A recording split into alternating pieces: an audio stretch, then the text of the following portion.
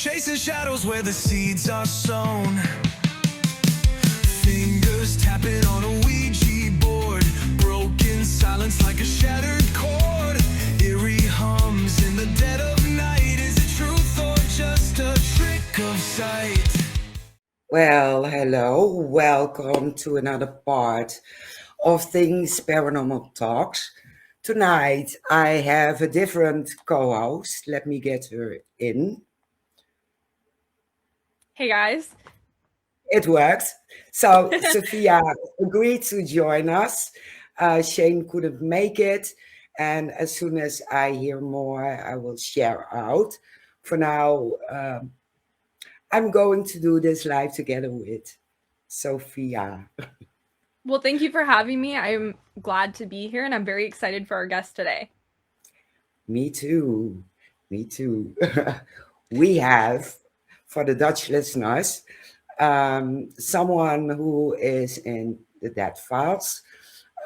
We are at season 2 at this moment, and we have all seasons, including Cindy Kaza. But we are going to talk about all the episodes with Steve DiChiavi. Hi. Hey, it worked. on. You said all the episode is 220. There's no. I just turned 63. I am not remembering any of those episodes. Oh, that's a shame. I wanted to ask about every episode.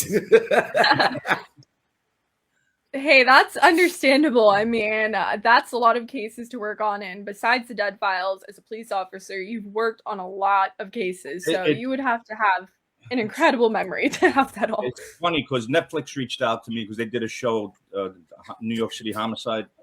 They wanted me on that. I didn't want to do it. And Oxygen just reached out to me for a homicide I worked on in 2003. Wow. And it's basically the female Emmy in New York. I actually know her. Her name's Barbara Butcher. It's on Netflix. She had a show on Netflix. Now they're doing a series on Oxygen. So the woman calls me up and says, "You remember this case?" And she said, "I'm like, no, you got to, I worked 1,000 homicides. I couldn't even tell you."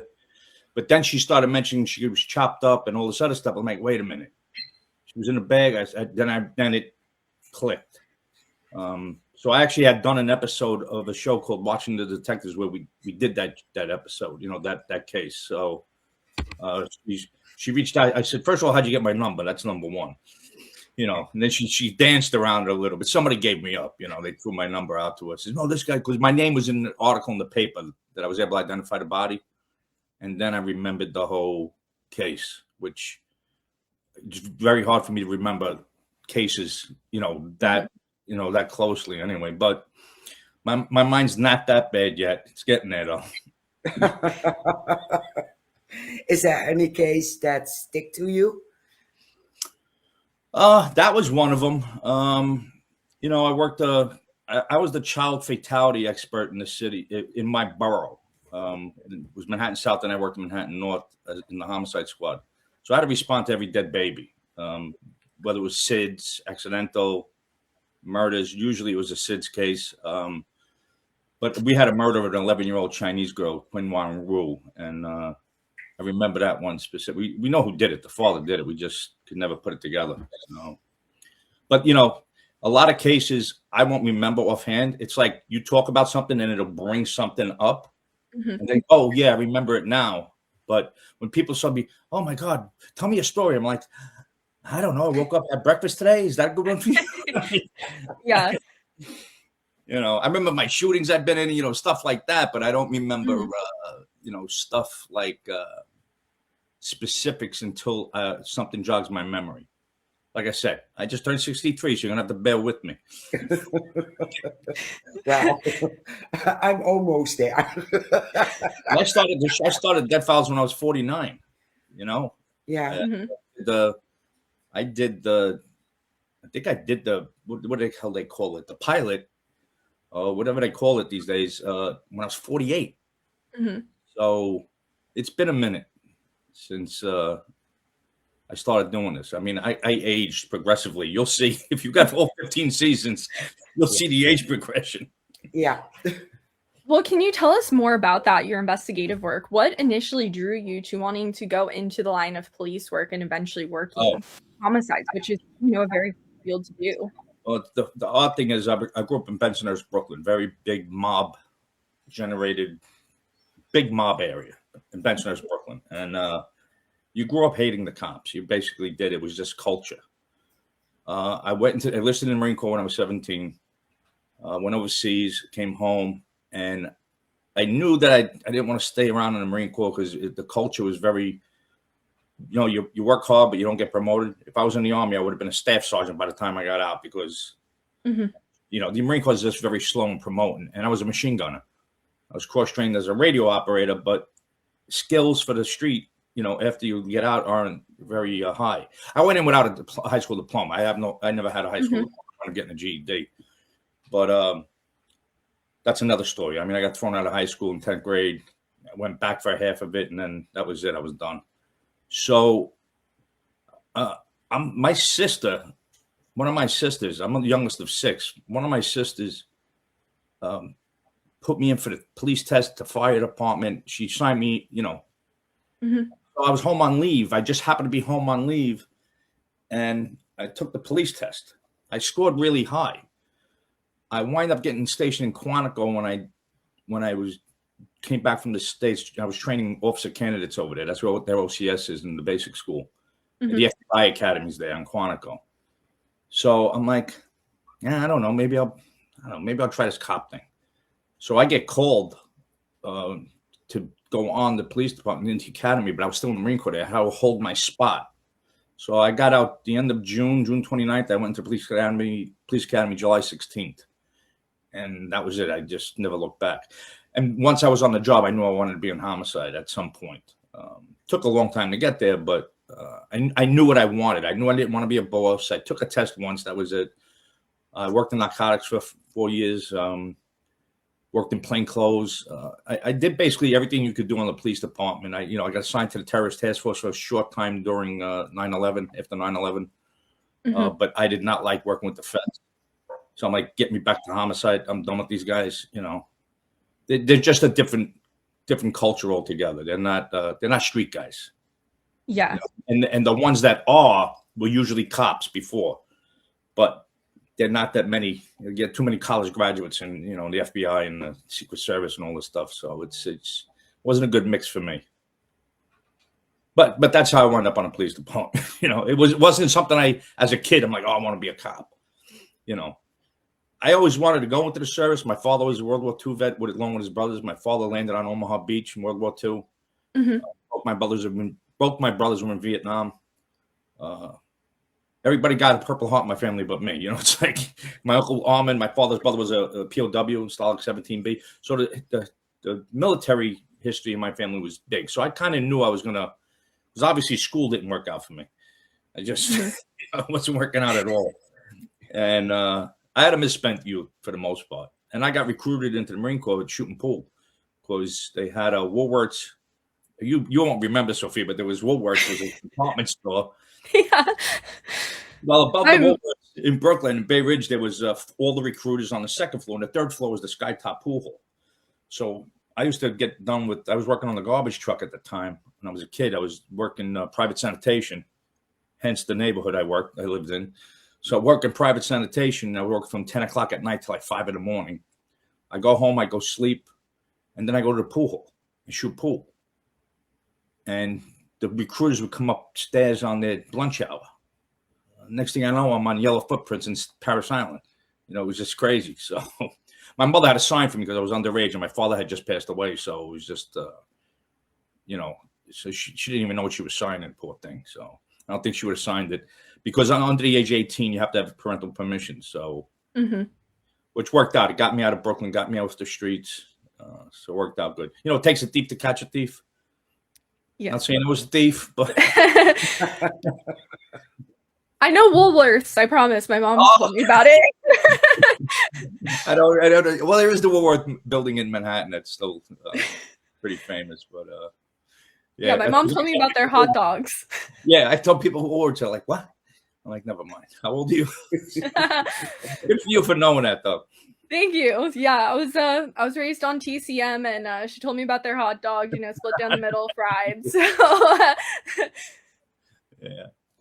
So Lucky yeah, that's you. about it. So then, I went on the police department and I did everything. I started out walking a foot post, then into a radio car in uniform. From there, I went into plain clothes, and then from plain clothes, I got picked up for narcotics, where I got my gold shield. Went to the detective bureau, and from the detective bureau, I got picked up for the homicide squad. So I had most of my career was in the detective bureau, and the 4 years in narcotics. So, Yeah. and that was really fun. Did you hear while you're being a detective about paranormal cases and death? No, we had some Santeria stuff that was going on as far as anything closely remote to the paranormal. And, with the chickens and the bones and all the, I can't curse on here, right? You can curse. Oh, okay. So I said, the chicken bullshit and all that. So I'm like, what the fuck is this? So my partner's like, that's Santeria. We got to get out of here. we were in uniform, and we're like, yeah, we got to get out of here. We got to go to church and get blessed. I'm like, okay, take it easy. We'll be all right. But as far as the paranormal stuff, nothing ever. I will admit that I did, on some cases, reach out to psychics that I had known a couple of times. Unfortunately, they never led me any place, for a case to solve a case. I had a friend of mine who was a mentor, actually, of mine, that was an old timer, who used one you probably know, she was a female from Jersey, an older Italian woman. I can't remember, Rosie or something like that. She was a famous psychic in Jersey. He used to use her a lot, and he swore by her. Mhm. So I said, hey, it's good enough for him. It's good enough for me. So I tried it a couple of times. Things didn't work out. So, I'm not a non-believer. I'm an open-minded skeptic. Mhm. I don't believe people. That's where my thing, even on the show, I'm like, I ain't saying there's not paranormal. I'm saying I think people are full of shit. That's what I'm saying. So that's half the battle, is like getting through the bullshit with people. Like, Yeah. But the show, as far as the show goes, I didn't look to answer your question. I didn't look. I had been in a movie, somebody with Ed Norton.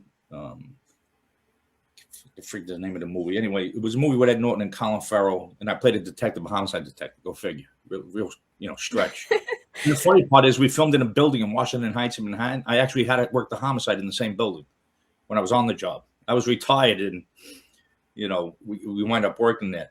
But I had been on a documentary for ABC News called NYPD 24/7. I think it was a 7 or 8 part series, and I was the featured detective in the first episode. And Dennis Franz, I don't know if you can see him back here up on the wall. Yeah, I'll move it. Where's Dennis Franz? Where is he? There he is. So he was on NYPD Blue, and I used to consult for the show. And he wound up doing the narrating for it. But ABC News just did a documentary, and I was a union delegate at the time. And I was like, no, we're not getting filmed, number one. Nobody's getting mic'd up, number two. So the police commissioner basically told me, either do it or you're going back to a uniform. I'm like, really? So, I got the union involved. And you got to do it. So being a union delegate, I took it upon myself. All right, then if anybody's going to be mic'd up and fouled, I'll do it. And then once all the other guys saw I was getting all the attention, they were like, oh, I want to do it too now. I'm like, okay, 10 minutes ago, you wanted nothing to do with it. So it worked out. So it aired, and it won an Emmy for the most watched documentary in ABC News history. So I retire, and then Jim Casey, the guy that created the Dead Files, had saw me, and he said, listen, somebody at Discovery Network saw you on the documentary, said, be good. I'm trying to do this a private investigator thing. So I flew out to LA for that. I did a pilot, never went anywhere. I was actually heading to Afghanistan as a contractor, and then the contract with the government got pulled, so I never wound up going. fast forward, he calls me, he says, I got this idea for a show. I think you'd be good in it, part of it. I'm like, I'm not doing any paranormal crap. Forget it. Not happening. It's woo-woo bullshit where people think I'm, so, and I got nothing against the people that are into the paranormal. That's not me. So he says, no. And he only saw me because somebody saw me on that documentary. That's how he found out about me. And that's how I got in contact with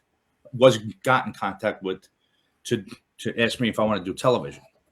So that's where I never wanted to be on TV or never wanted to act. It just, I guess, from being on that documentary, people saw, I wasn't afraid of the camera, and obviously I get the gab. I talk a lot of shit, Hey, that's good though. I mean, but do you that's want how someone that can talk? But that's how it all happened. I mean, this was all one of those things that would just one thing led into another. And then when I wound up doing the Dead Files, I didn't think we'd get past the first season. My daughter was in college at the time, so I was doing it for college tuition. She was going to law school, so I'm like, and I worked. Even though I was retired, I was working full time for Merrill Lynch while filming the first season. So I worked a 4-day work week. I was taking a day off. We were filming this episode in 4. You could see the difference in the first season compared to what every show though is like that. Yeah.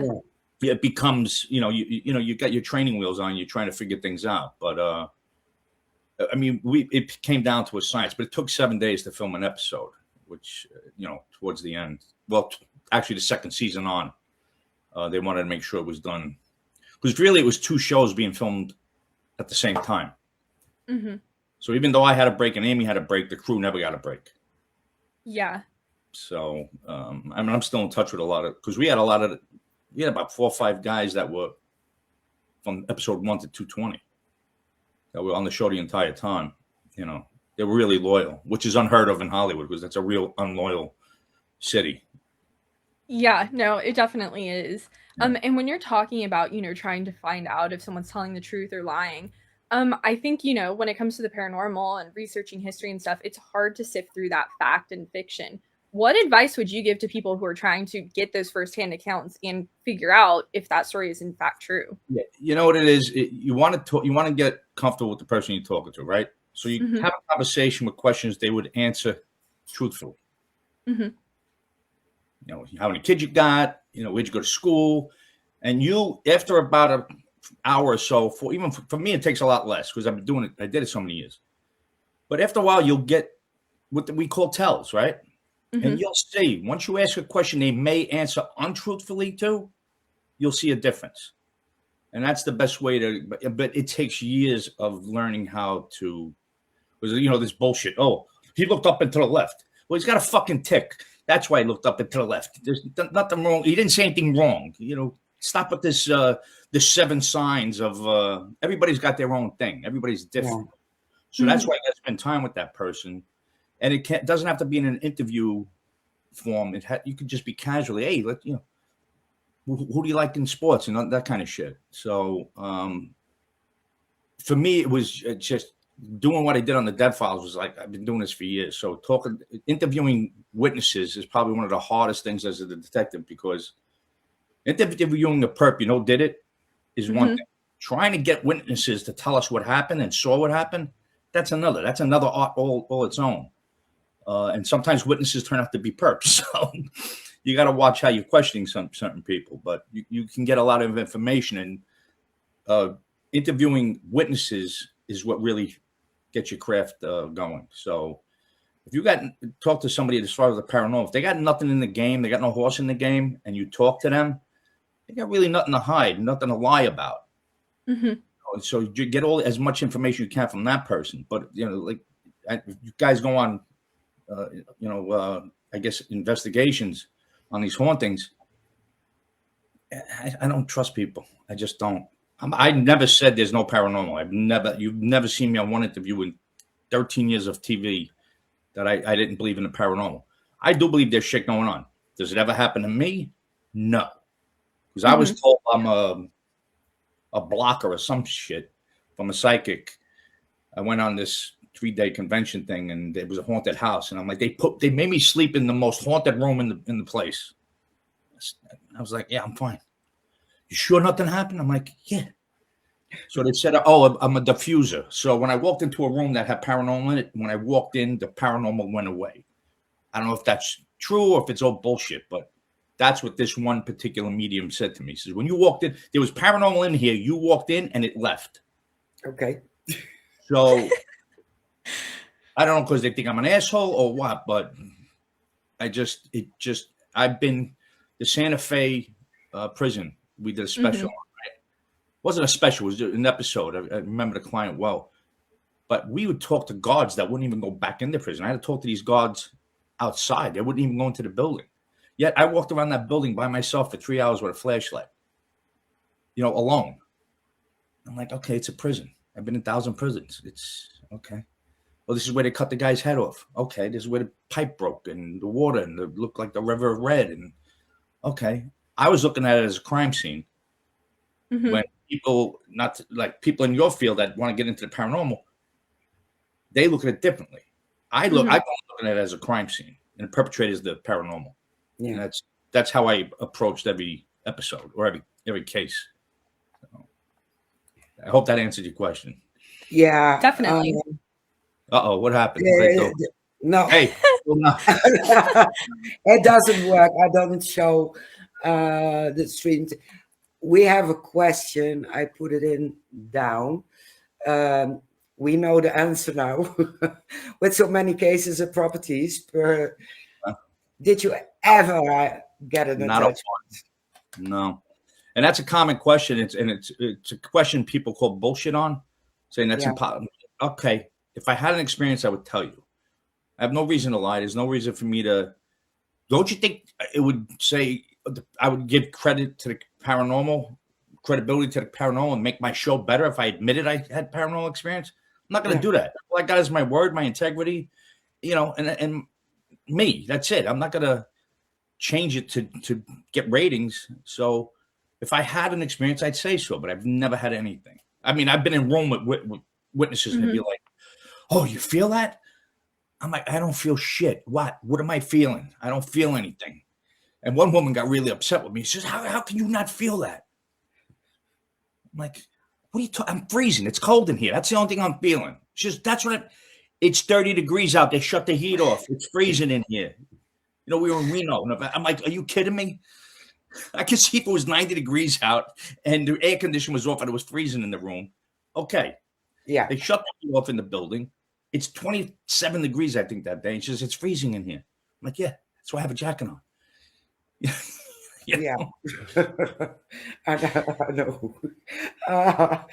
Is there any time in which you were interviewing people who called out where you were thinking, oh my God, are you serious? With some stories. Yeah, probably, people have a tendency to exaggerate when they're talking about the paranormal. The light bulb went out. It's a demon. No, it's not a demon. You got a bad bulb. That's what you got. A lot of this stuff can really be explained. And I'm not one of those debunkers. But in my head, as they're talking, I'm like, and I used to question, but I used to edit a lot of my questions out because I can get real testy with people. And they edited the shit out of me. Let me tell you something. If they had the stuff that's on the cutting room floor, because I don't think you're going to get over on me. I'm gonna hit you, question after question. Towards the end, they started saying, well, you know what? Maybe we'll, the last few seasons, they were like, we got to start showing him not being so nice to people. Because I wasn't nice a lot. If I thought you were trying to get over on me. Because you want to be on TV. I mean, we vetted really well. I mean, the vetting process for the show was incredible. I mean, really good. Almost like vetting for a post on, White House cabinet, something like that. We really vetted well. I made him do background checks for criminal history, fraud, the whole 9 yards. I wanted all that back, anything that could be where these people aren't on the up and up as far as morality goes. So it took it would take almost 6-7 months, maybe a year process before you get, qualified to do the show. Wow. Yeah, I mean, we had thousands of submissions, and I mean, like, I didn't do the background work on that stuff. That was done by a staff in the office in California. Those guys and girls worked their ass off trying to really, and I'd get calls all the time. Steve, what should I look for on this thing? What should I look for? I said, well, when you talk to them, and sometimes I get on the phone with them, Mm-hmm. and 3 minutes later, I say, all right, nice talk. I say, no, they're not coming on the show. They're full of shit. How'd you know? I don't know. 40 years of doing this shit. Yeah, I'm telling you, they're not right. And they go to find out later on, oh man, they were full of crap. They tried getting on other shows, and they trying to get over on some whatever other paranormal shows around out there. So I was very proud that we had a good run as far as, I mean, it was a couple episodes I didn't want to do, but we wind up doing because, they wanted certain things, and, but that's Hollywood. And that's why, Mm-hmm. They have their agenda. And I said, well, you're not going to make me an agenda. So yeah, it was a lot of battles during those 13 years. A lot of battles. We have a few comments. Oh. Do you ever follow up the old cases you did? We used to. So we used to do a show, Dead Files Revisited, and then the network pulled it. I thought it was a great show. All I really had to do was do what we call green screen interviews, like we're doing now. Mm-hmm. And Amy would say, you need a left-handed priest that eats sandwiches on Tuesday to, get in here and take a demon out. Whatever her wild shit was. Or you got to get some kind of a let's say an Indian, what do you call them? Shaman, like a shaman, you got to get that type of. They would film those people coming in and the whole process. I mean, they even show one woman getting exercised. I mean, that family had enough problems, but they had a lot of stuff going on. So that was a really good thing. As far as the way the show worked, after Amy gave them their whatever, like, this is your homework, this is what you got to do. Her job was supposed to follow up, not on camera, but she was supposed to follow up and make sure, things were getting done. But then again, you can lead a horse to water, right? Can't make them drink. Mm-hmm. We had, I don't know how many clients that just didn't take Amy's advice. But then when they edit it, they would get it done afterwards. I'm like, you guys got to do something about that. Like, put it in another show. Such and such episode, we stated that nothing was done. They never took Amy's advice, but they were able to get it done afterwards. So a lot of the shows we see at the end, it says the clients did not take Amy's advice. They actually did. It just took them 6 more months to get the proper people to come out to the house. Mm-hmm. So it wasn't on the client. I used to get pissed at that. I said, why are you throwing them under the bus? They're trying, and nobody here is helping. It's not like Hollywood saying, oh, we're going to help. They're on their own. I never got involved in it because I got enough shit to do, doing background research and stuff like that. This is your end of it. You handle it. It's like, I stay in my lane. I'm not going to tell you what paranormal stuff to do. Don't tell me how to investigate something. So she was supposed to be following up on that, and I'll leave it at that. So, but I would have rather we did more of those revisited episodes. I would have liked to have done re-interviews. I even mentioned it because we knew the show was coming to an end. It was 15 seasons. I mean, very few shows go that long.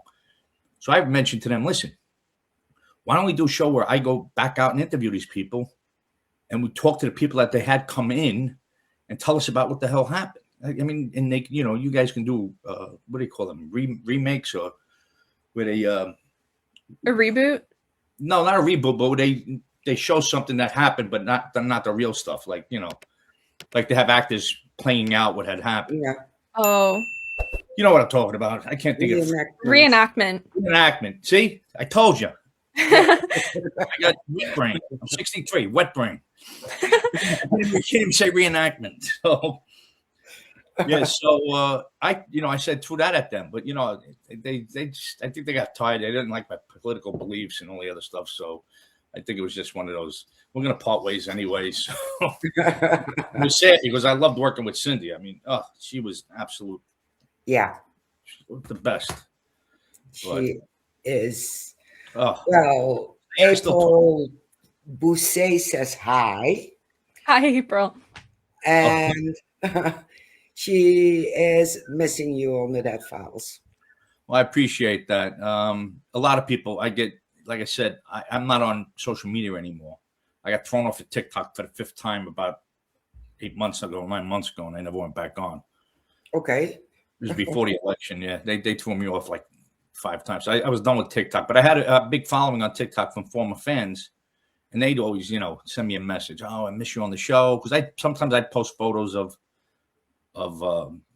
old photos, like the guys would have a photo bank of all these different photos from the episodes, which was really cool. But I just, when I got rid of, I had some issues, personal issues. I just had to get off social media because I had somebody badmouthing me for no. It's a long story, but I said, you know what? I'm done with social media anyway. I don't need to be on it. So I'm on Instagram, but it's private. Yeah. So everybody on Instagram, I know. There's a couple of fans I may have met personally that are, I became friendly with. That we follow each other on Instagram, but I only have 300 followers on Instagram. When I had TikTok, I had like 15, 16,000. When I had years ago, when I had Twitter, I had over 60,000. But and then my Instagram got really big when I was on the show. And then I made the mistake of getting married again, and my second ex-wife was just, you have too many women reaching out to you. You have to close down this Instagram, blah, blah, blah. She was fucking nuts anyway, but, is what it is. You live and learn. Sorry to laugh. Don't ask me if I'll do it again, but no, because I won't. But yeah, lived and learned. She was very. You made me curious. What did you do to get kicked out of TikTok? Oh, I'm just, listen, I'm a former Marine. I was on the NYPD for 22 years. Seen combat in Beirut. I've been in the job, 3 shootings. From Brooklyn, New York. Both my father on both my father and mother's side all served in World War II, Korea, and Vietnam. Which way you think I'm going to lean? I'm not saying way right, but don't you think I'm going to be a little right of center? People are shocked that I'm, I don't like Trump personally, but I like what he's doing for our country. I just don't like the guy. But, you're one of the MAGA people? I mean, so I'm like, now you want to break my balls? Here we go. I was very anti-Kamala. I don't know, just to give you a reason why, and not to get into politics. Very anti-Kamala, very anti-Biden, and I'd make sure I made my opinions known. But I kept getting, so I have to make a new email and then go back on. But I lose. People are like, what happened to you? I got banned for life. So it happened to me 5 times. That's why I keep politics out of. You got it, but you know what? I was off the show because I kept out of politics for years while I was on the show, and I used to bite my tongue a lot because Hollywood's famous for, you can't alienate half your audience. Well, what about the other half? They don't count? Yeah. So I used to get annoyed by that. So I was kind of, you can see which way I leaned a little bit, but when I was on the show, I bit my tongue a lot. But once the show was over, that was it. I went crazy. I went nuts. Anything I felt, I was like, especially when the woke shit started, I went out of my mind. Yeah. So that's just, it gave me fuel. And, I was like, woke. Oh, here we go. I got something, So it's just me having fun because I had nobody to answer to anymore. Years ago, to me, I had to be responsible. We had 50 people on the crew. Got to make sure they had to make a living too. I couldn't. And I had a first ex-wife had to get paid too. So, I had to watch my P's and Q's. But, once the show ended and I was 60, it's like, fuck everybody. That's it. I'm just going to say how I feel and, post my pictures of my American flags in front of the house. And, Yeah, Oh, it was nothing bad. It just I was just very anti-woke and I still am, anti-Kamala Harris, Biden. So I like the show, The Dead Files, but now I'm a fan, a personal fan.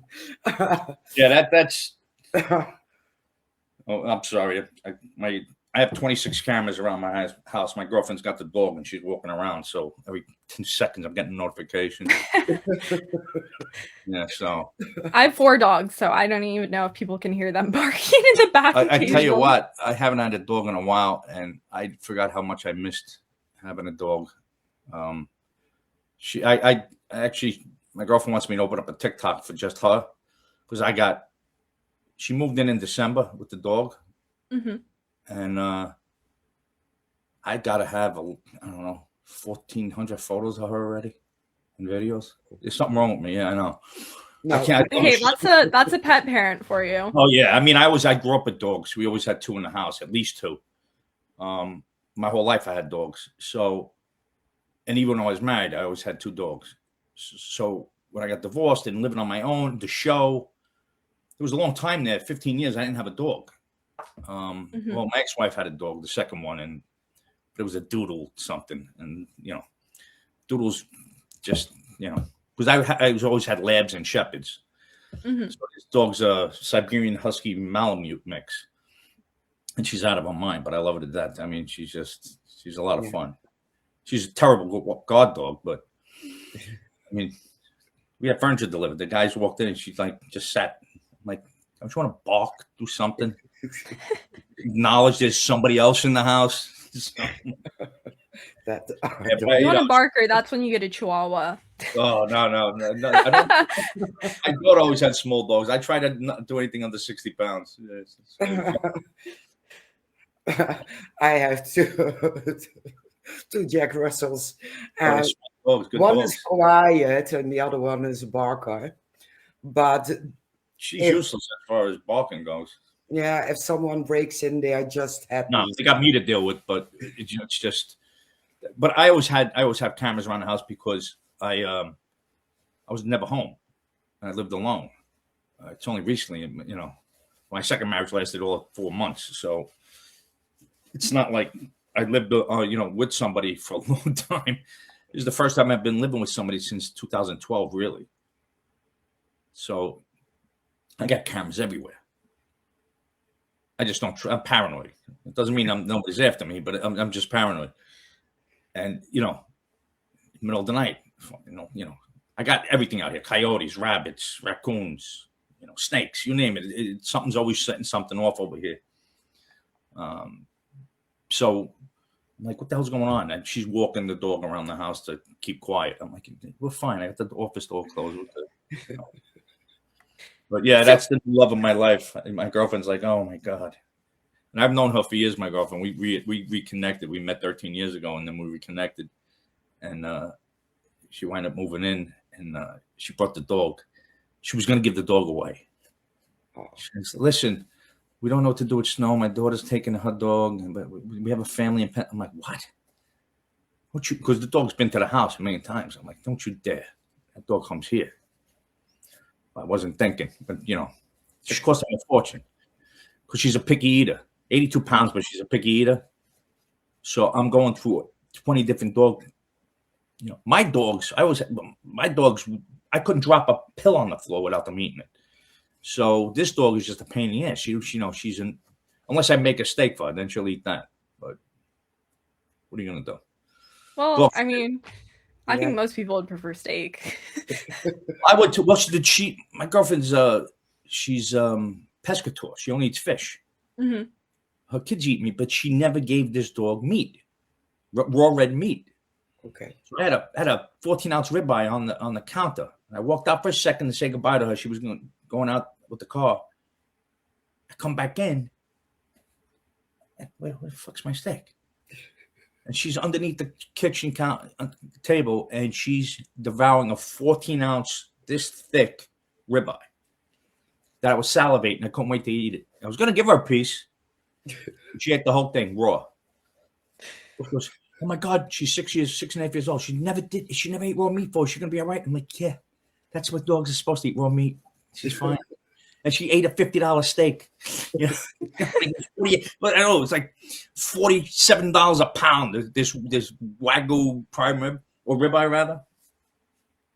So I wound up eating a sandwich that night. Well, she had a decent meal. But then now she's got a taste. Now she got a taste. And you know, when I buy when we go shopping, I'm like, I gotta get meat for the dog. So what do you mean meat for the dog? That's expensive. I'm like, it's not that expensive. We get meat for the dog. Dog's got meat. So I make the meat, I cut it up, and then I put it in a bag and throw it in with the food. So if I can't spoil a dog, then there's no sense of being around. You got to spoil dogs. Yeah. Yeah, you definitely do. Yeah. In working on cases like on the dead files that have so much history and working as a police officer, is there a certain cold case throughout history that has maybe caught your attention? Huh. That's a good question. I don't think about it because, I mean, they all catch, like the John Bonet thing's been all over the friggin' Roku lately. I don't know why. The Hathaway, that girl Hathaway in the Aruba. I mean, my thing is with open cold cases is like, if I can't get in on the ground and look at the real case folder, because trust me, what the public knows and what the detectives know are two different things. What the media thinks they know nothing. And the public just is guessing. So for me, I never really kind of took an interest because I know, I can't get interested in this because if I can't get my teeth into it the way I want to, it's just like, I'm not going to enjoy, like we will watch those, you know, case files and all that crap on TV. We'll watch documentaries on stuff like that. I find it stuff fascinating, especially when it comes to serial killers. But there's no one case that ever said, there's cases I say I wish I worked on. Like the John Bonet case. I mean, I wish I worked on that. There's a ton of cases. I can't give you one offhand, but if you mention cases, I can tell you, I definitely wish I would have worked on that, you know. Like the Gilo Beach murders up in Long Island, right? That would have been a great case to work on. And they did a great job at that case, finally. Took them forever. Matter of fact, the female state trooper is the one that really caught the witness going back to the file, is how they wind up getting the guy. But, this case, I miss it. So because I miss it, I really don't want to see it. It's like you can't have chocolate. You're not going into a candy store, you know. So I missed the clowns, not the circus, but I definitely missed the work without a doubt. So when it comes to that stuff, I don't really tease myself with it too much.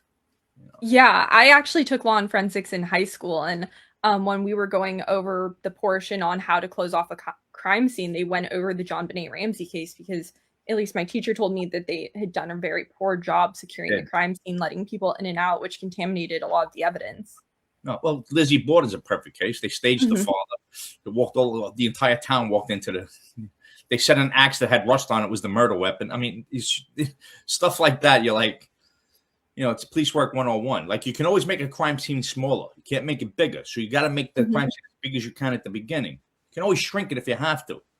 Why would you make it a small crime scene? Make it as big as you can at the time. And they didn't do that with John Bonet Ramsey at all. I mean, they messed that. And I never like second guessing other cops, but it's just when you do bad police work, you do bad police work, So unfortunately, somebody's going to suffer, and that's the victim and the victim's family. Yeah, you mentioned also the Black Dahlia case, Sophia. Yeah. Yeah. We were supposed to do something with the Black Dahlia case. That's the one in LA, right? Hollywood? Yes. Yeah. So we were supposed to do something with that. And the network turned us down to do it. We had done a couple of specials, like we did the Lizzie Borden house. We did Alcatraz, which was one of my favorite episodes to do. That was early on. We did Alcatraz, and we were supposed to do the Amityville Horror house. And I wanted to get in and talk to DeMeo, the guy that killed the family. And prison turned us down, and the family that owned the house wouldn't allow us to do it. You know, so and we were going to do where Lincoln got, you know, Ford's Theater. We were going to where Lincoln was murdered. We did the house out in Iowa. That was the axe murder. And Velisca? Yes. Me and Amy really came off camera. I came to head with her, you know, because she's insisting. I don't give a shit. You're paranormal. I know what the fuck I'm talking about. You know, she thought it was a team of murderers that came in and did it. One guy did that. One guy did it. And it was that traveling preacher, as far as I can piece together. But we really did not, you know, we didn't connect on a lot of things, but we did not connect on that at all. And I told the producers, I said, you don't sugarcoat this shit. I don't believe it, what she's saying, and she doesn't believe what I'm saying. Leave it as it is, because you really can't get any more realistic than that when two co-hosts on a show don't see eye to eye on something. That was one of those specials we did. So and I enjoyed doing it, but 100%, I think she was totally wrong on what she was feeling or what she was saying. Absolutely wrong. And I'll take that to my death without a doubt. She was 100% wrong on it. Yeah. I don't care what anybody says. You know, I worked over 1,000 homicides. I know what the hell I'm talking about when it comes to murders. And with the evidence we got, I'm telling you right now, there wasn't 5 guys walking in here doing this. So, but we'll leave it at that. I always say at the end, it's okay to agree to disagree.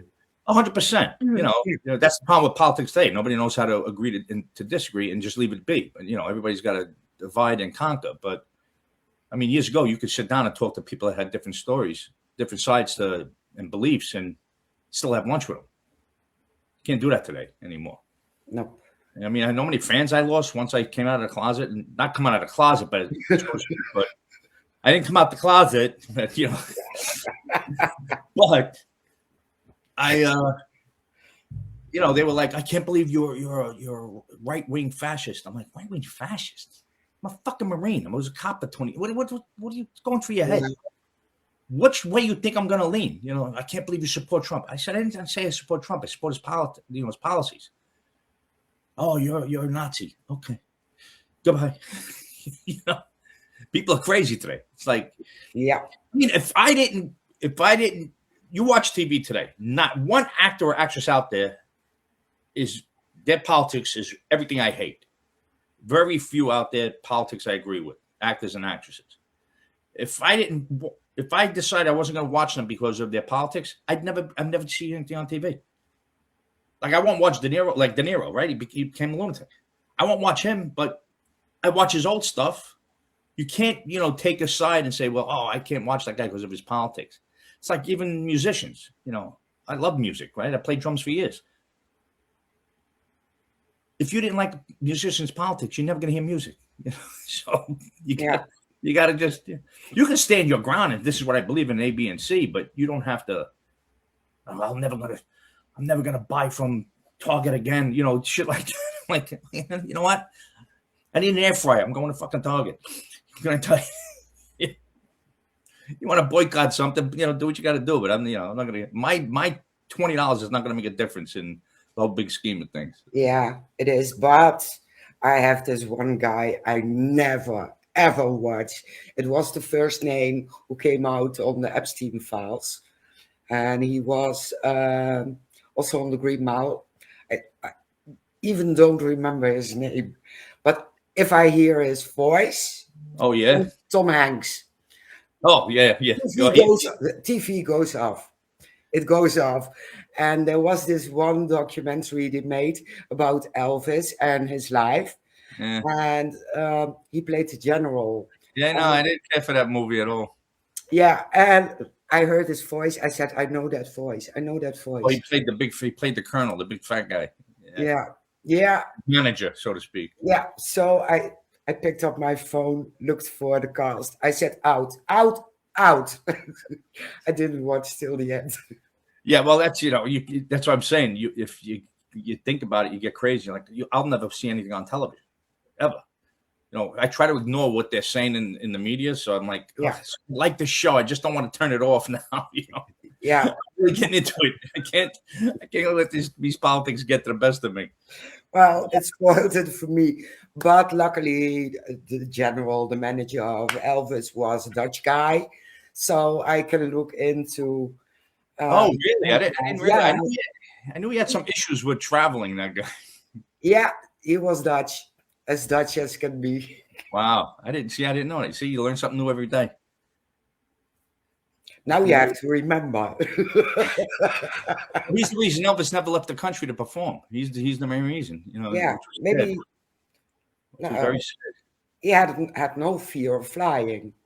No, it had to do with. I think he was wanted in Europe, and something was fishy with his passport, or he couldn't get one. But, yeah, I do remember reading he was in the service, and he was in Germany. But for the rest, I don't know why he didn't perform here. Well, yeah, I didn't care for that movie either. But you know what? I didn't like the way they portrayed things in it. And, like Elvis stole everything. I'm like, stop. I mean, it's Elvis. He's the king. Give it a break. Leave it alone. Yeah. Okay, that's it. Well, Sophia's like, I'm not getting to these politics. I'm telling you. I'm not doing it. My grandpa was in an Elvis movie. That's Oh, really? yeah, he was. He played his band manager in a movie called Love Me or Leave Me. No, sorry, that's a Doris Day movie. It was Live a Little, Love a Little. You're kidding. Yeah, no, that's a true Elvis story. movie at least twice. Yeah, he was in Live a Little, Love a Little. My grandpa was in it. My dad's adopted. We found him a couple years ago, and he's actually to this day still best friends with Shirley Jones from the Partridge Family. Love her. She was one of my growing up. She was one of my heartthrobs. Her and Jeannie. Oh, I Dream of Jeannie is a great show. Yeah. So I had my specials growing up. Mary Ann from Gilligan's Island. Everybody's like, you Mary Ann or a Ginger guy? Everybody's a Mary Ann guy. Screw Ginger. We got nothing to do with Ginger. Everybody's a Mary Ann guy. We only had here a fight over the Beatles and Cliff Richard. Cliff Richard. I remember Cliff. Yeah. Or you were a fan of the Beatles or Cliff Richard. Yeah, my mom liked both. So she was the weirdo. Yeah. I like Doris Day movies. Yeah, I'm saying I'm doing the Doris Day thing. Have you watched this show From? I have not. On MGM Plus? Are we allowed to say the network? I'm sure. Right. So there's a show called From, and it's a scary show. It's about people winding up in a place where there's monsters that come out at night, and everybody's, where are you from? That's what the basic of. Mm-hmm. So the movie, the show, when you hear the beginning, like it's Que Sera Sera, but the way they was so macabre. It was like, I know this song. I know it from somewhere. I grew up with, I know this song. And I'm like, son of a bitch, it's Que Sera Sera from Doris Day. But the way it's very eerie and very, it's a great show. They're on the 4th season now. So I'm just starting to binge it again. So if you get a chance to watch it, it's on MGM Plus. It's called From. And if you're into the paranormal, you're going to love the show. I mean, it's not more paranormal. It's more like, it's a twisted version of not zombies. Because I'm not crazy about zombie movies, but it's a twisted version of they're all stuck in this place. They have to come to a road, and there's a tree in front of it, and they can't get. And they just keep going in a loop and winding up in this one town. And then basically they're stuck there. And at night, these monsters come out. So you got to lock themselves in the house. But it's a very, very good, very well made show. And very few that I watch any kind of paranormal or anything like that. But this is a really good show. And I was like, when's season 4 ever going to come out? It finally just came out. Like everything else on TV, they wait. They make you wait. Yeah, so. They definitely do. Watch Nancy Drew. They had 4 movies that came out the same year. I was like, wow, they really put those out. In 1 year? Yeah, it was the Benita Granville, 1939. They had like 3 or 4 movies that came out the same year. Oh, okay. Yeah, it's just TV's not like it was. They do things today. When I was a kid, a season was 26 episodes. Mm-hmm. That was the normal. So you'd get an episode, every 2 weeks it'd be a new episode. You know, they take it. But now you'll get shows 6 episodes. Yeah. Like I just watched this show, The Madison, on Paramount Plus. It's a really good Michelle Pfeiffer. It's really Kurt Russell, really good show. 6 episodes, and it's like, all right, that's it. I'm done. And I'm like, who the fuck makes 6 episodes and then they're done? And that's what Hollywood's doing now. You know, they're micromanaging. I mean, they used to split our seasons. We had 13 episodes, and they do 6 episodes and then 7. Like, why are you splitting the season? You're driving the fans crazy. Yeah, it's the bean counters. They don't give a shit about the fan. None of Hollywood gives a shit about the fan. They don't care about the bottom dollar and what they think fans want. You know, I can say what I want about Hollywood. I'm never going. You know, it's not like I'm ever going to be on a show again. So I don't give a shit. But Hollywood's the most disloyal. Know how they tell you go fuck yourself in Hollywood? Hey, I'll give you a call. Let's do lunch. That means go fuck yourself. See where I come from? Go fuck yourself means go fuck yourself. That's very simple. But out there, that's all of California, though. I don't know if you're from California, Sophia. I'm from California. So you know what I'm talking about then. That whole LA scene is very, nobody, I don't trust anybody out there. Are you from LA area? Yes, I'm from LA. And I like the, see, I'm only.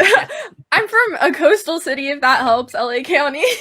I don't think that helps. But the one that got burned down, I hope not. No. I'm by the Queen Mary. Long Beach, yeah. Yeah. I know it well. I know. You know, my mom tells me about the fatty Arbuckles hanging out there during the day. You know, Los Angeles has its storied history. Over there, right? Yes, we do. The Long Beach Grand Prix. Yeah, Long Beach Grand Prix. Yeah, I was seeing somebody for a little while that lived there. She was a stewardess, and I'm like, the Queen Mary. Why does that sound familiar to me? Like, not the Queen Mary itself, but I'm like, why is it always pop up? They do haunted stuff on there, right? Yeah. Yes, Haunted Harbor. That's it, right? And people spend the night. They pay to spend the night on the boat. Yeah, you can spend the night there. That's actually the first place I ever investigated when I was 8. Oh, really? Yeah, so that's how I got into the paranormal. And I lived in a haunted house too, all in Long Beach. So yeah, I'm from California. Yeah, we used to fly into Long Beach when I was NYPD Blue consultant for them. Well, I was a consultant. Every story I know NYPD was a real story from the NYPD. So I probably was out in LA 4 or 5 times and did meet with the writers, you give them your cases, and they have to change a little bit if it's an open case or if it's a closed case, you know. But every show, but we'd always fly into Long Beach. I'm like, why are they flying this into Long Beach? Well, because JetBlue went from Kennedy to Long Beach, and then it was like an hour and a half drive to. I think we were staying in Santa Monica at the time. And LA JetBlue's not in Long Beach anymore. It sucks. There's like barely any flights out of Long Beach, and it's such a small, nice airport. And yeah, I like that town. I actually like Long Beach. That's it. As far as LA, I can't take, but Santa Barbara I liked. I mean, I spent a lot of time in California. I was in Santa Barbara on a homicide case in the 90s, and I fell in love with Santa Barbara then. But just after things changed, drastically in the LA area, probably within the last 10, 15 years, everything just changed. You know, it used to be a nice place to go, and it's not nice anymore. Long Beach, thank God, you're lucky, it's still a good place to be.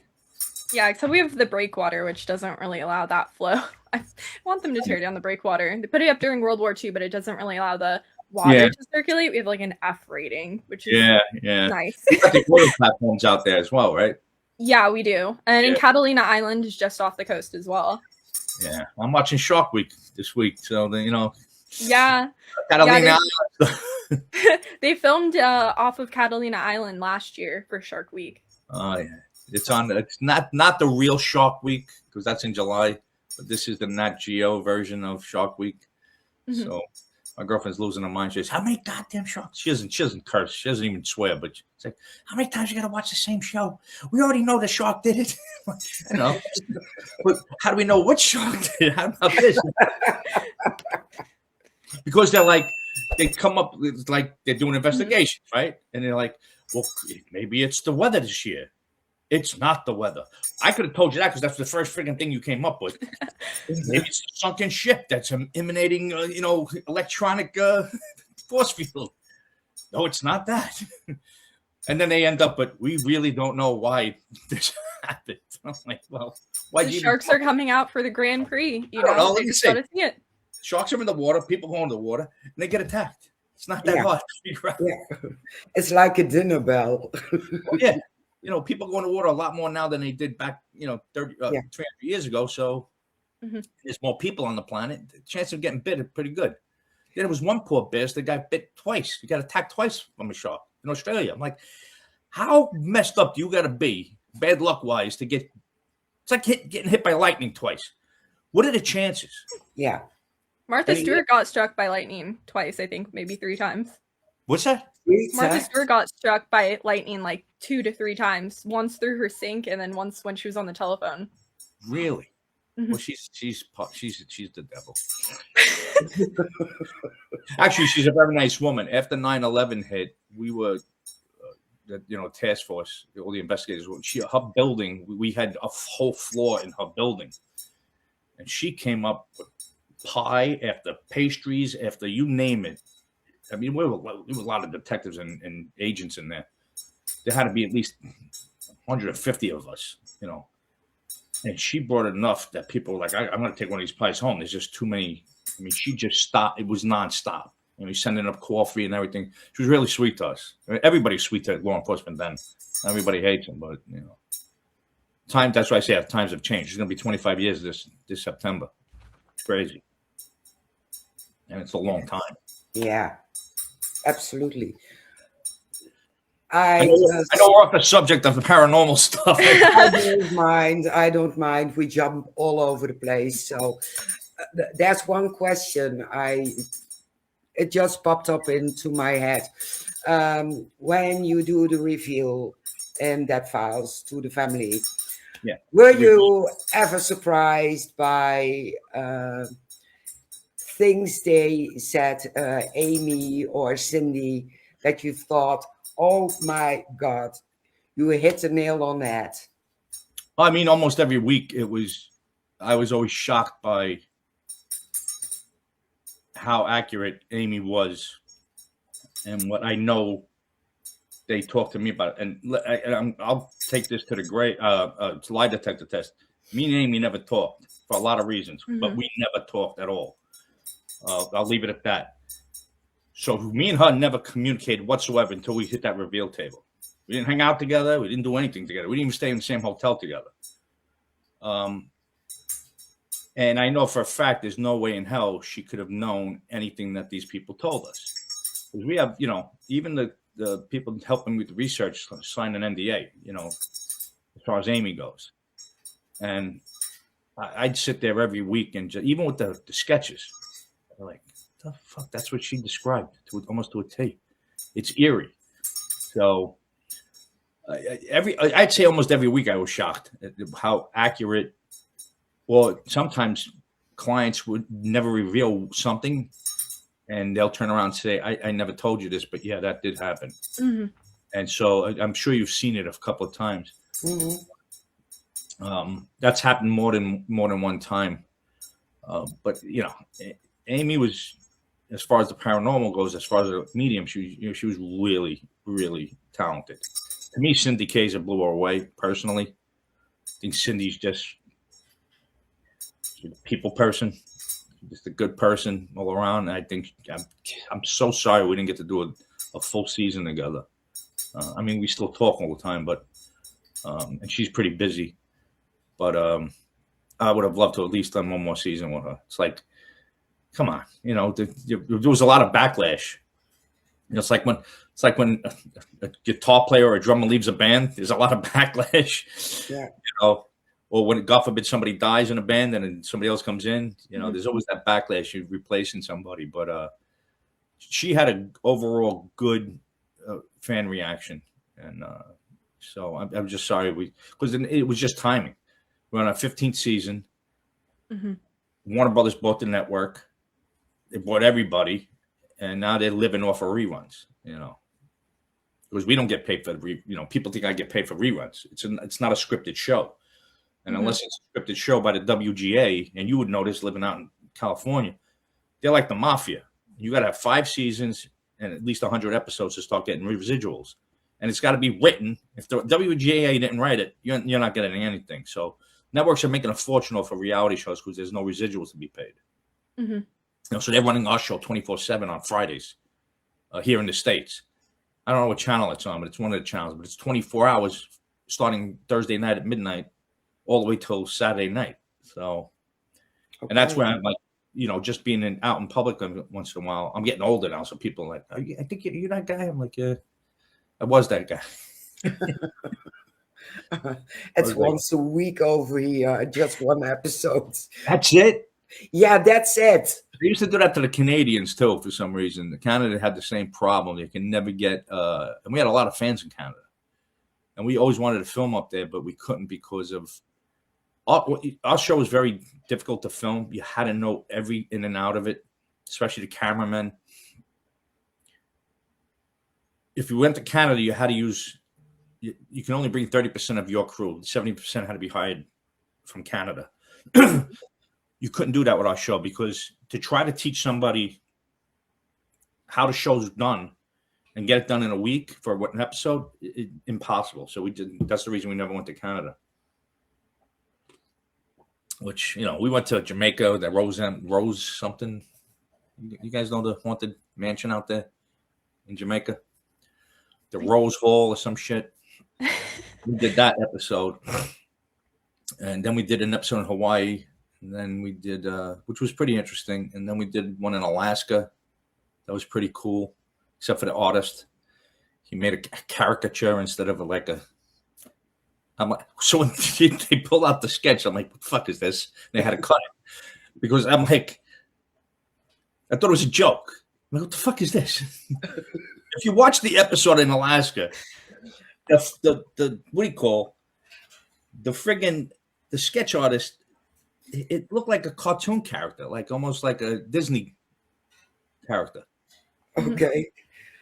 I have to watch it. I have to. Yeah, it's season 1. It's in the first season. They cut out a lot over here. Yeah, it was the episode where it was like a hotel or something, but it was in Circle, Alaska, and we were up there in it was 2012, and we were up there in April, so it wasn't too bad cold wise, but we had to have our own chef fly in because there was no place to eat. They had one. Oh my god! We were living in. I was living in a room. We shared bathroom. We shared a bathroom. It was crazy. Really nuts. We definitely roughed it up for at least a week up there.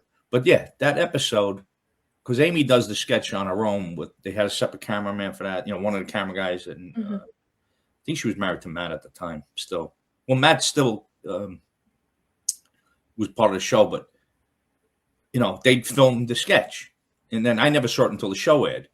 But I've never seen a sketch in the 220 episodes. That was the most ridiculous sketch I've ever seen in my life. And I said to him, don't you ever allow this to happen again. Because if I'm going to now we look like a joke. When I tell you he looked like one of the Mario brothers, the picture, Super Mario Brothers, that's what he looked like. And, and I can't hold back. I'm an Italian guy from Brooklyn. I'm like, what the fuck is this? What is this?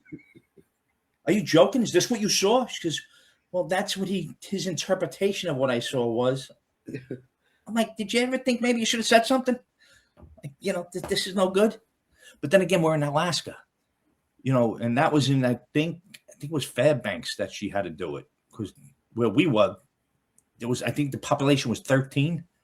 Wow. And everybody had a big moose stuffed on front of the moose horns stuffed in front of their house.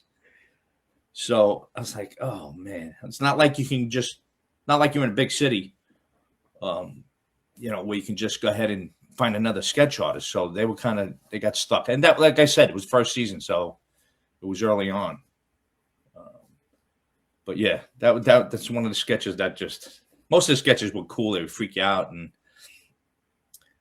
But that one, if you get a chance, you'll see it because it's the first season, and it's the only episode in Alaska we ever did.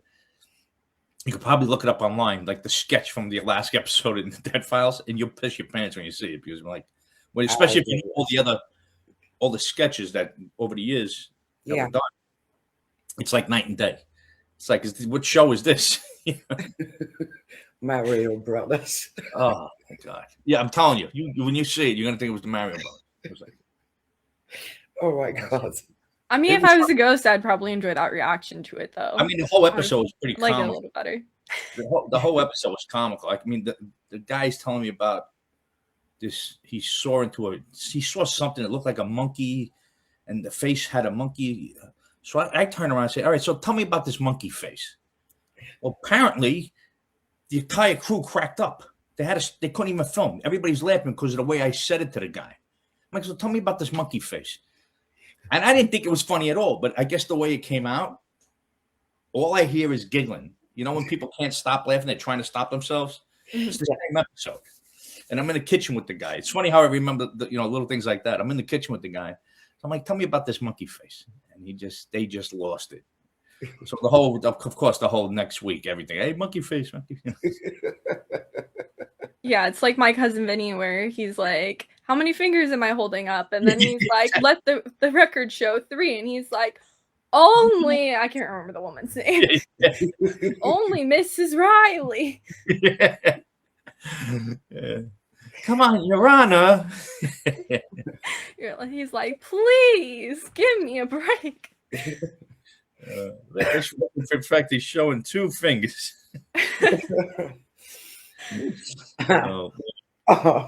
We had some fun on the, I always hung out with the crew, they'll tell you, I'd take them out for cigars and drinks, and we'd always have a a good time together. They'd see me at the bar at the hotel. They come sniffing around because they knew I was going to buy their, I wasn't going to let them pay for a drink. So were you ever hearing stories from the crew of experiences they had while filming? Because I know you're a diffuser. So. One of the guys, I remember his name. His name was Victor. He had an actual experience. Him and another guy, Joe, had experiences that they wound up filming because they did shorts for the European.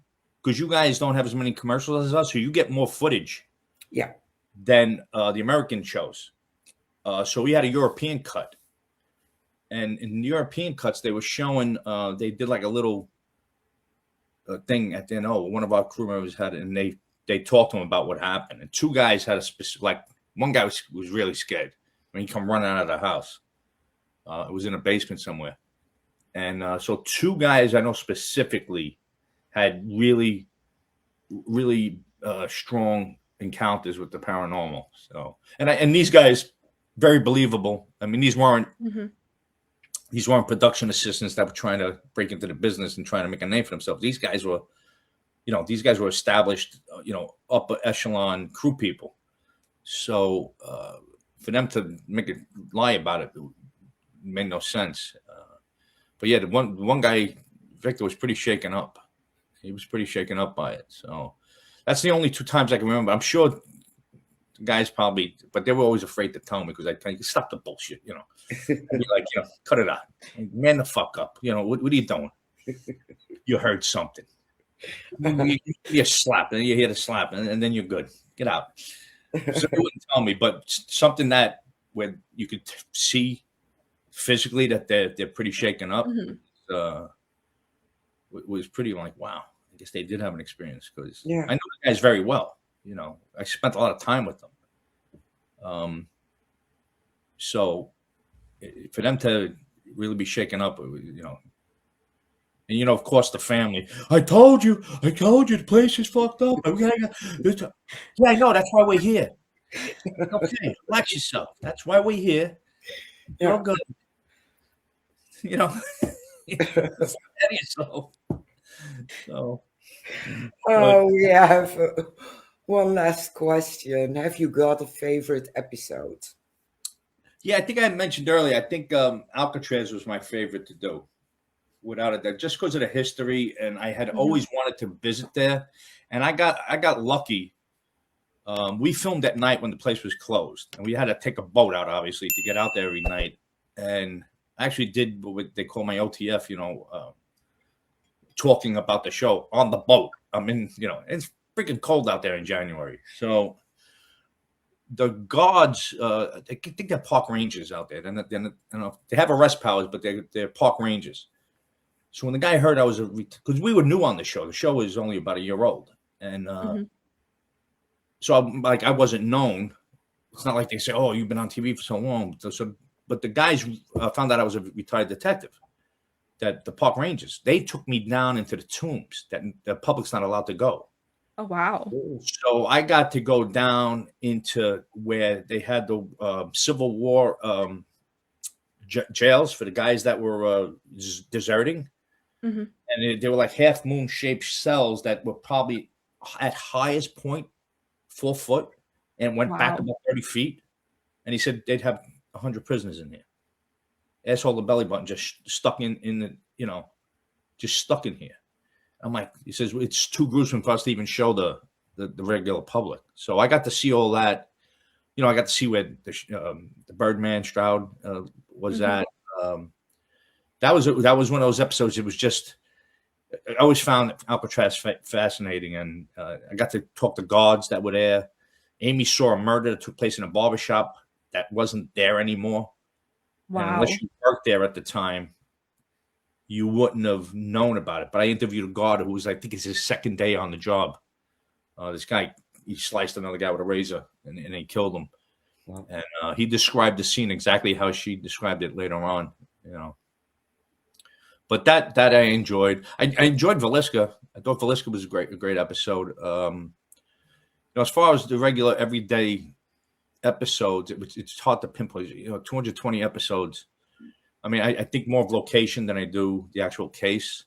But the high profile ones, like Alcatraz and Villisca. I mean, I didn't care for the what do you call the one that chopped up her parents, Lizzie Borden. I didn't care for that episode. But as far as it's hard to pinpoint a favorite episode, but for, like I said, Santa Fe prison. Then again, another prison, right? I enjoyed that episode. There was something about that episode was fascinating to me.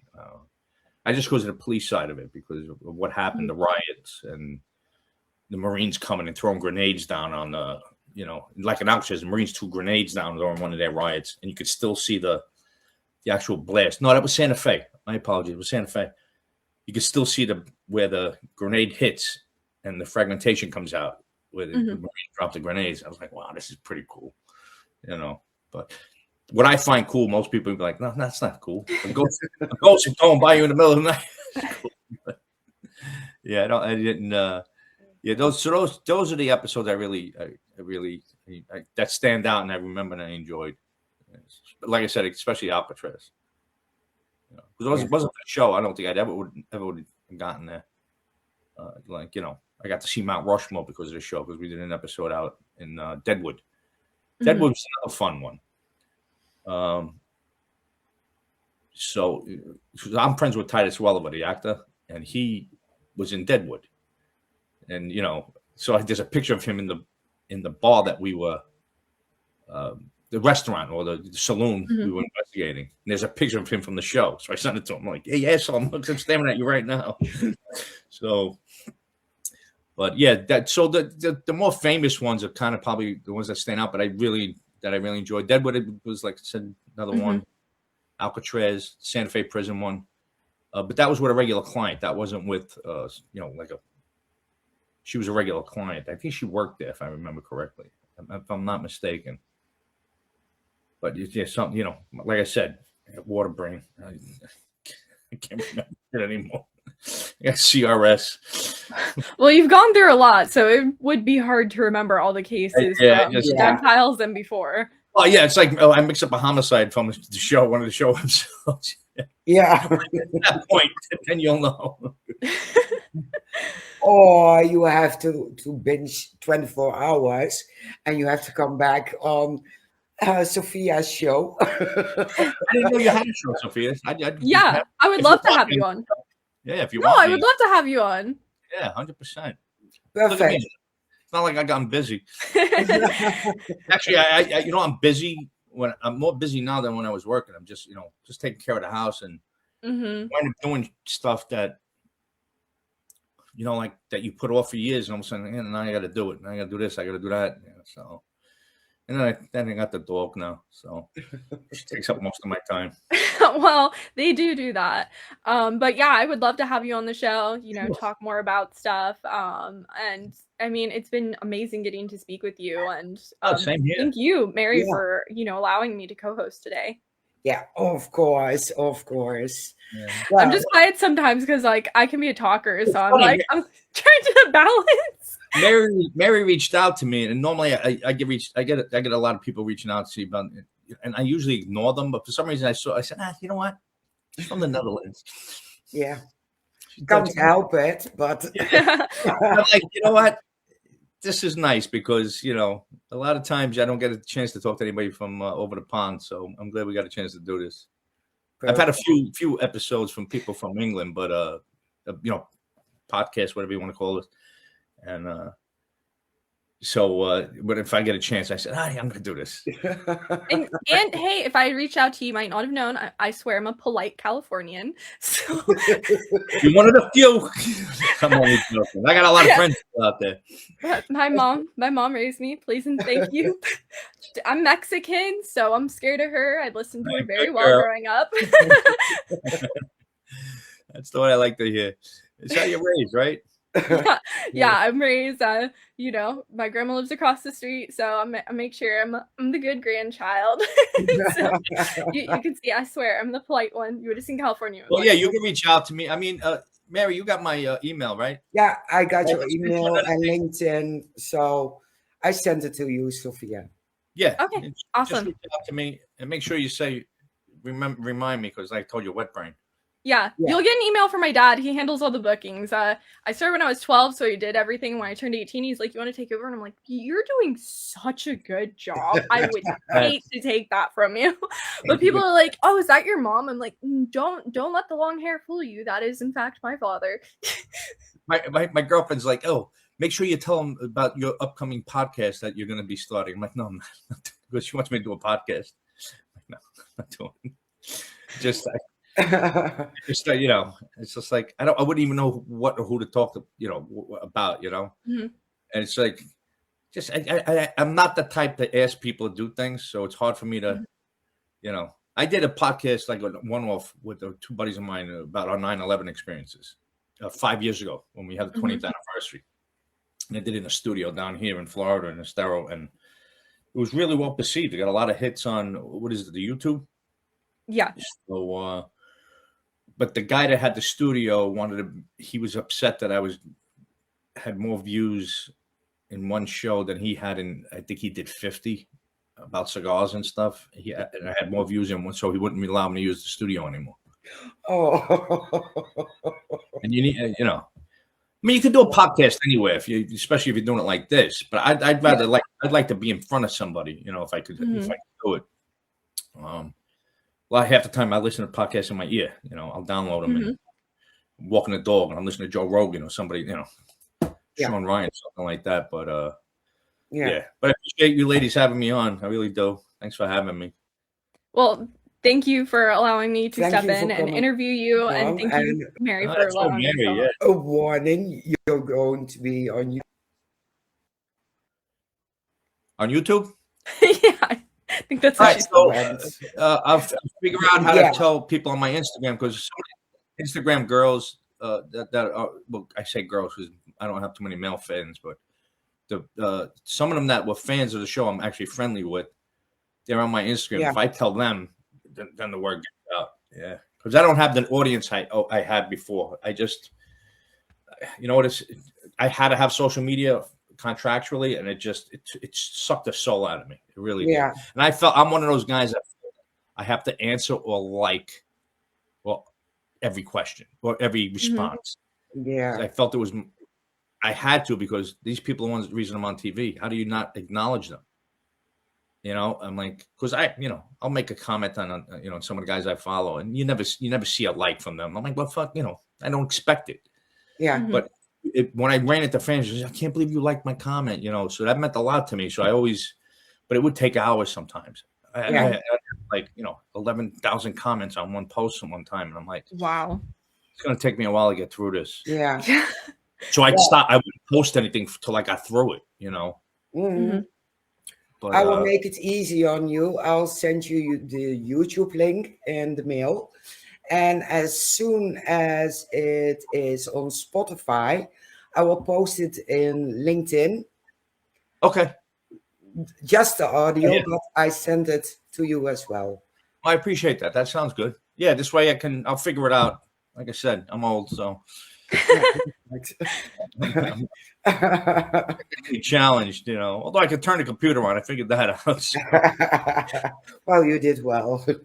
So, well, no, you did well. A lot of times I used to do a lot of these podcasts like this, and it would stop. We'd have to get relinked in. It was just, it's a nightmare. Well, you have your stuff together. I'll give you that, Mary. That's for sure. We did our best. We did our best. Yeah, absolutely. It was absolutely. And if you reach out, I'd be more than happy to come on your show. Now that I know who you are. Yeah, absolutely. We'll definitely be reaching out and getting you on. It was fantastic getting to speak with you, and I look forward to speaking with you again soon in the future. Same here. All right, ladies, have a good afternoon or good night in your case, right? Yeah. Anytime by you. So next Saturday we are back with another episode. We jump into the background and we shut off with some music. Oh, nice. Yeah. You have a really cool intro. I started to film it on my phone a little bit. Yeah, it's a great song. I love it. It's funny. I used to go on a radio show with somebody, and they'd ask me to pick the songs to go intro in and out with.